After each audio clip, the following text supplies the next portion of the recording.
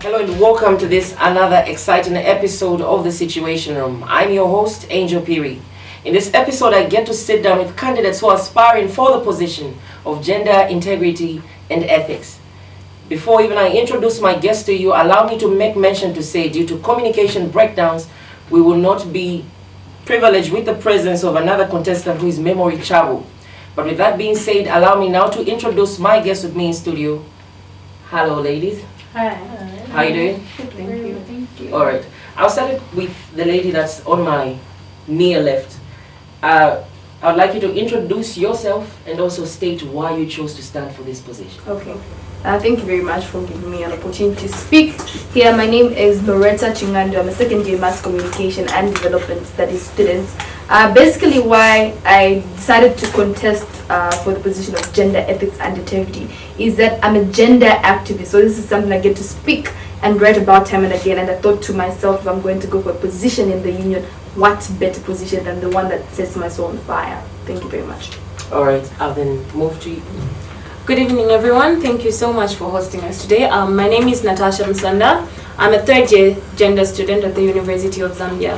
I go by the slogan Supudedede. Now, why am I aspiring for the position of Minister of Gender? It's very simple. First of all, I'm a student of gender, third year student of gender. I've been doing gender for the last 3 years of my life, and I've learned a great deal from what gender is. I have seen a misconception at the University of Zambia on what gender is, and I believe that I'm the person, the rightful person, to come and bridge the gap between students that are not able to take gender as a course and relevant authorities that are supposed to teach gender at the University of Zambia. So I think I'm the rightful, and I know I'm the rightful person to be the Minister of Gender, because I learn gender every day. It's what I do. So I have the information coming in, so I can provide information to the University of Zambia students on what gender is. I'm there to correct the misconception of what gender is. Thank you. I'll then move to the lady that's after you.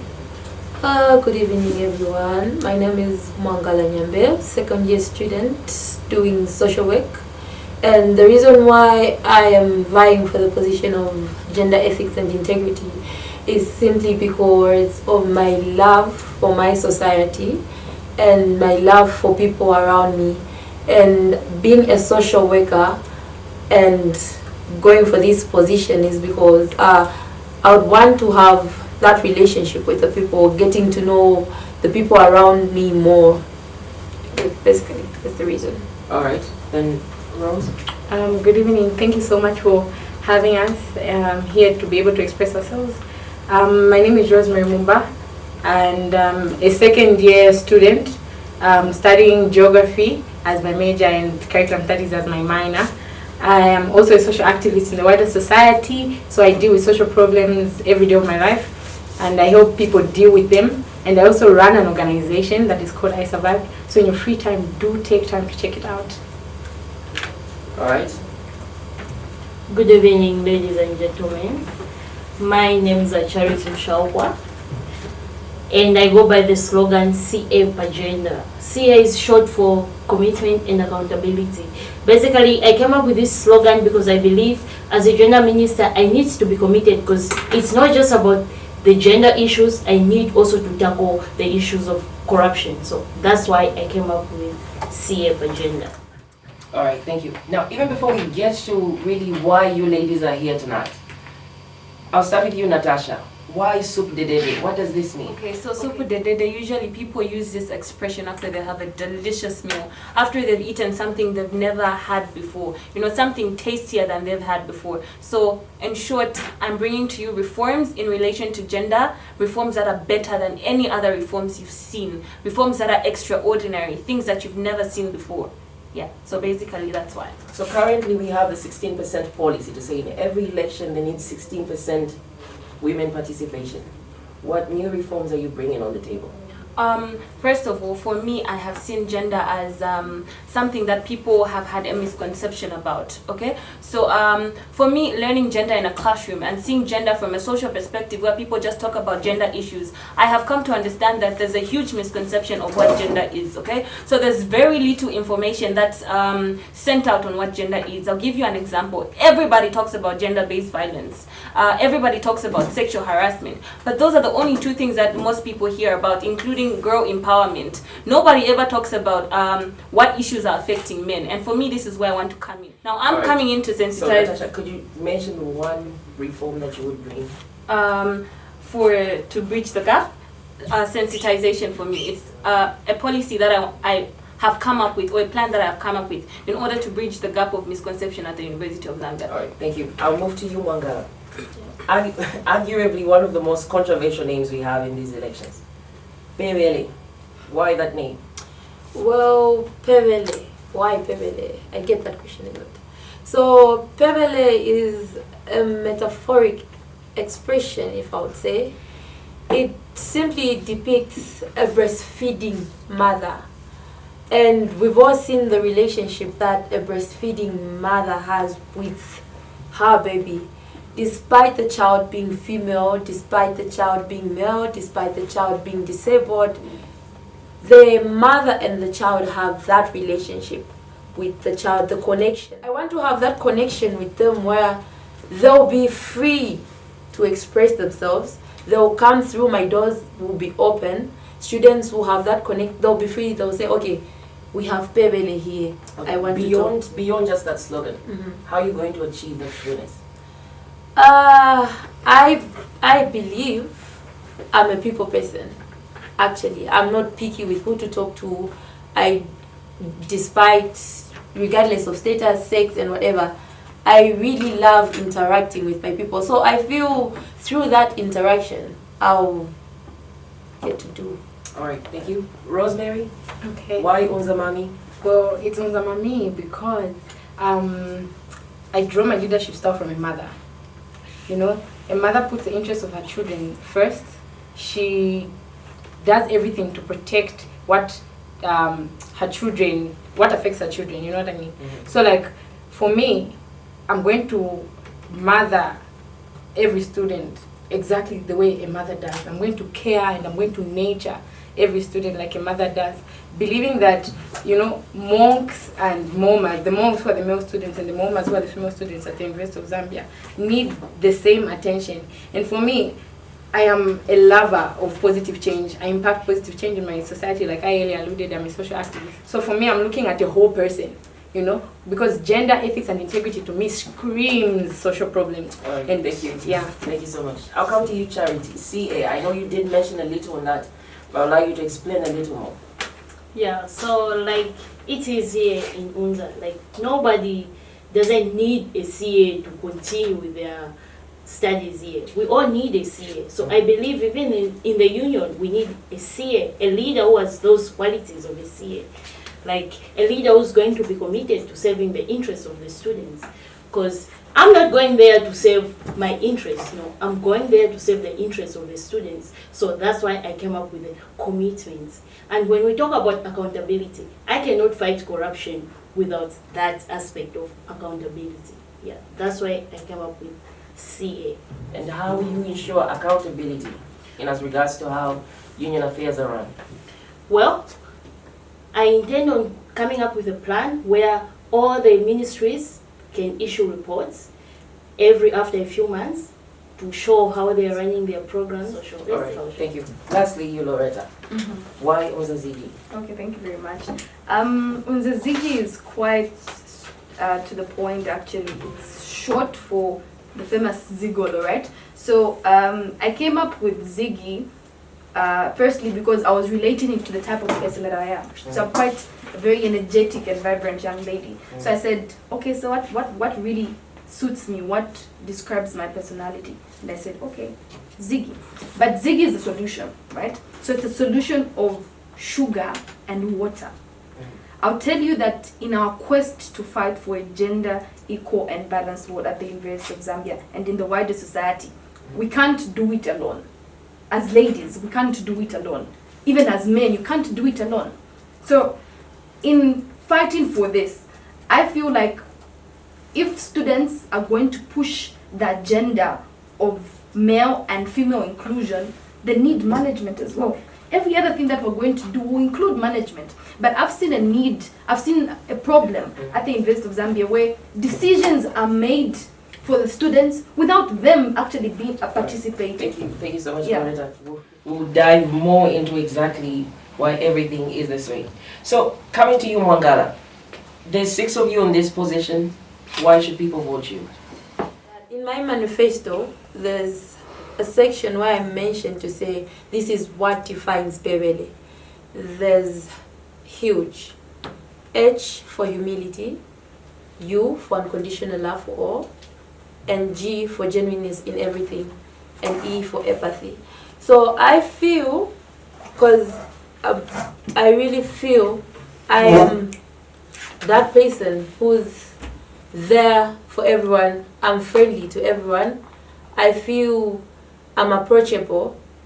I feel I'm easy to talk to. So if people feel I'm the best for this position, let them vote. If people feel my friend here is the best person for that position, then well and good, let them vote for my friend here. At the end of the day, the decision lies in the student's hands, not in my hands. I'll come to you, Rose. Yes. Why should people vote for you out of a panel opposition of 6 people? Okay, so I have quite a number of reasons why people should vote for me. The first one is because, like I said, I'm a social activist, so I've gathered some knowledge and experience from the wider society. Like I said, I run an organization called I Survived that helps deal with sexual abuse and rape on both ends. It's not just for females. So under my organization, we do it for victims of rape and sexual abuse that are male and victims of sexual abuse that are female. So I just want to stretch my expertise to the University of Zambia. Then also because I'm a diligent and honest person, so where ethics and integrity is concerned, at least students at the University of Zambia have nothing to worry about. So what I'm saying is, if I had a way to give myself a middle name, it would be integrity, because of the experience that I have. Coming to you, Charity, commitment, accountability. Why should people put a ballot on that come September 27th? Because I believe gender is not just a female fight, it's a human fight, a human right fight. It's not just about the females. We are talking about the males here. We are talking about fighting corruption. So as CA, I'm going to ensure there's equal representation of both females and males. If we look at the associations that we have now, they are male dominated. And as a gender minister, I need to encourage my women, put pressure on the women in Unzasu to participate in such important decision making. Because he's the 4th person in that committee and he's the chairperson. So the committee members have to be 2 females and 1 male to ensure there is that balance in the. Should priority be put on gender or on ability? Well, both. And that's why we need to choose people who are able to lead. Even if we choose females, we need to make sure those are females that can lead. I'll give an example of my colleagues here. I know we have the best interests, we have almost the same interests at heart. So if I'm chosen in, I'm going to make sure I choose one of them to be in my community. Charity. Thank you. September 27th, why is it you?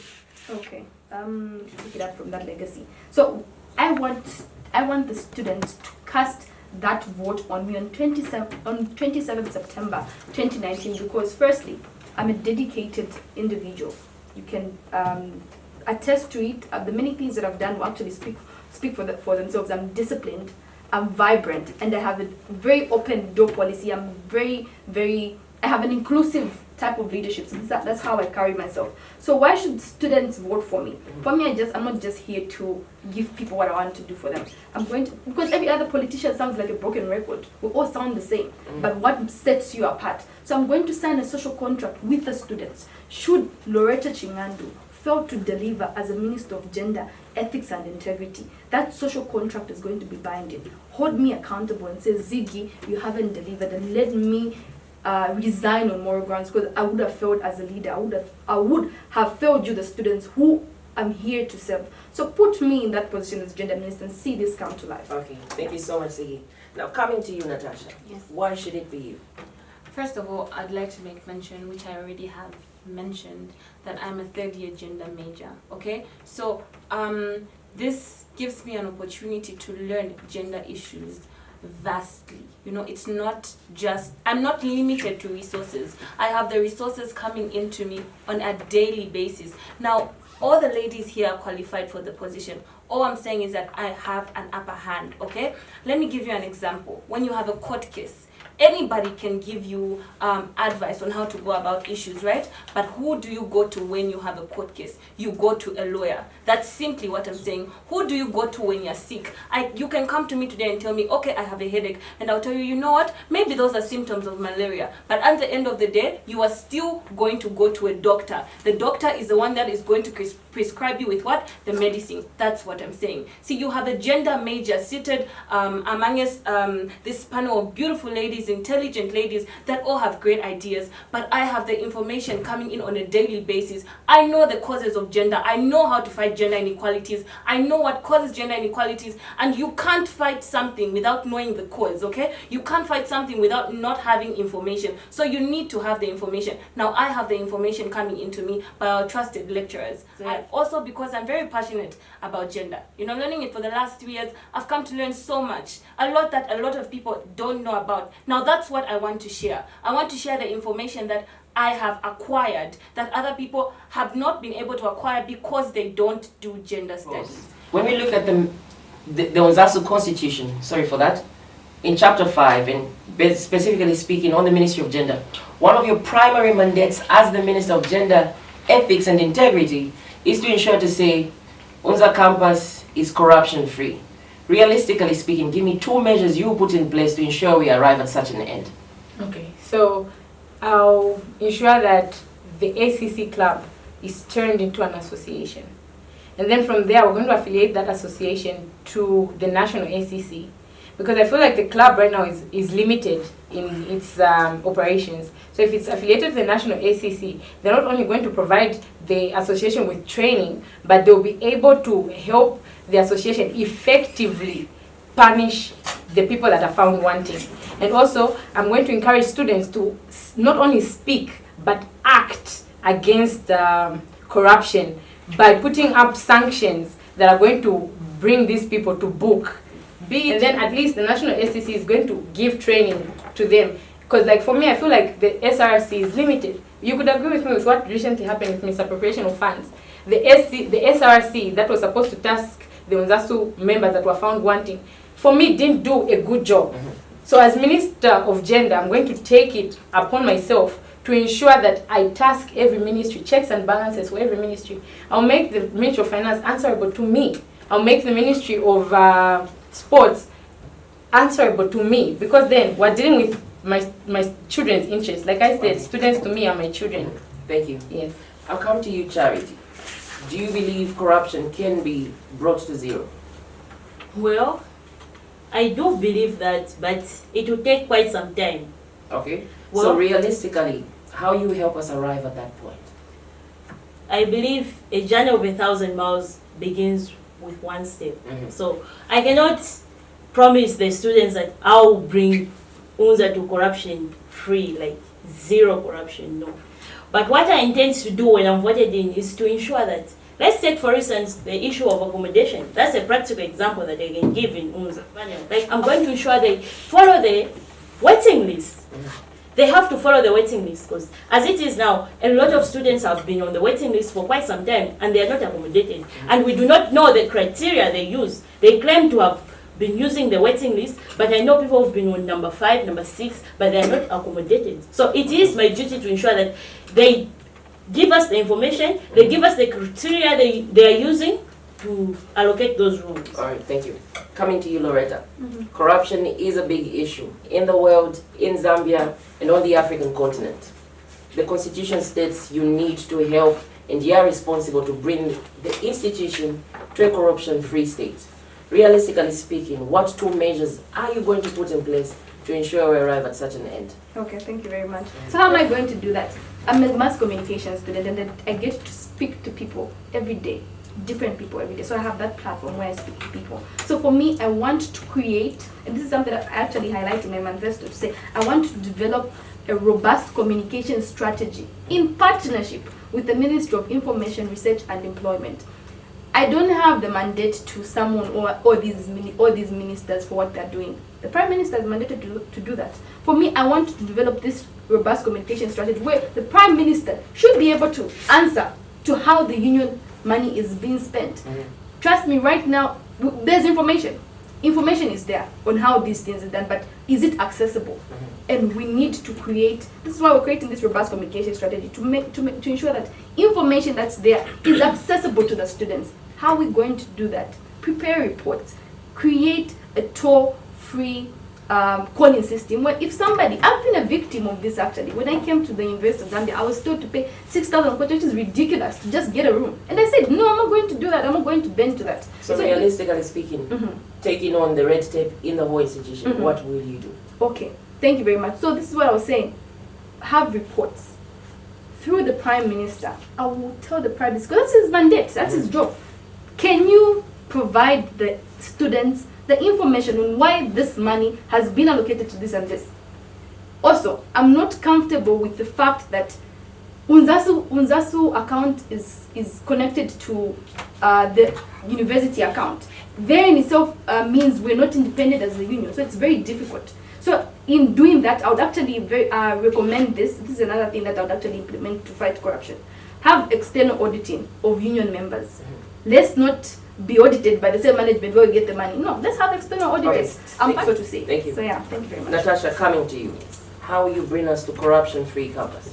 Okay, first of all, I would just like to mention that once an individual, let's say I'm part of the union, once I engage in corrupt activities with my fellow union members, it becomes very difficult for me as an individual to fight corruption.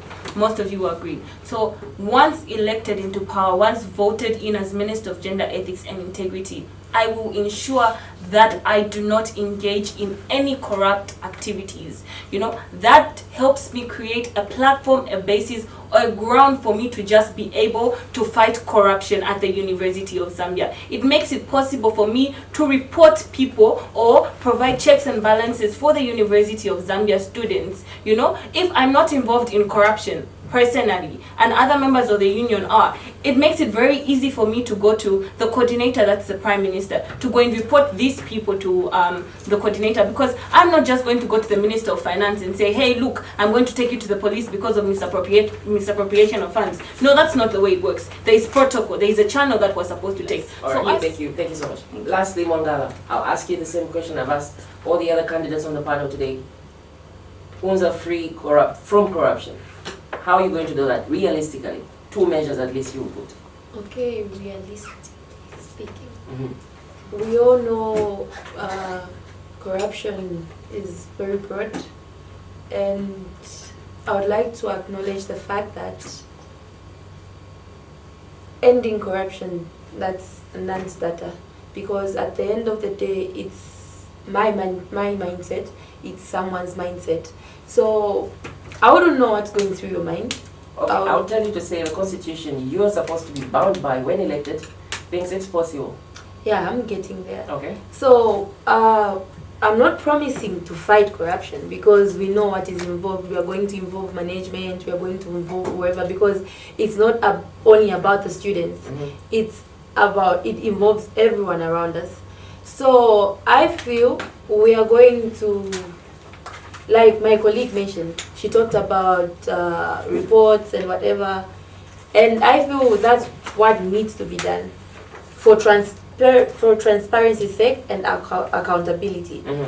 We'll put reports together, yes, and students will be called, like the situation we had recently. We had SRC, they brought the financial statement and everything.